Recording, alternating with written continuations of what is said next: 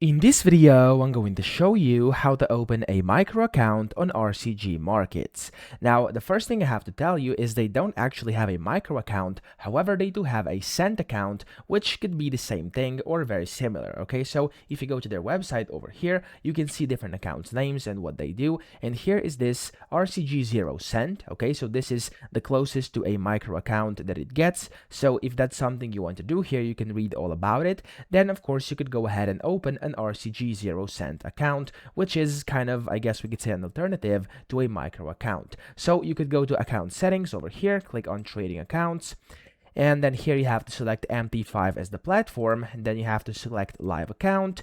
The currency is up to you, and then under account type, here you can see RCG 0 cent. Click on it, set your password, create the account, and you are good to go. You basically have opened a micro or a cent account on RCG Markets. Okay, so of course, as I said, it's not quite the same. You can read online what the differences are, but it's as close as it gets on here on RCG Markets. Now, that's it. I hope this video helped you out. If it did, please subscribe to the channel and help me out as well.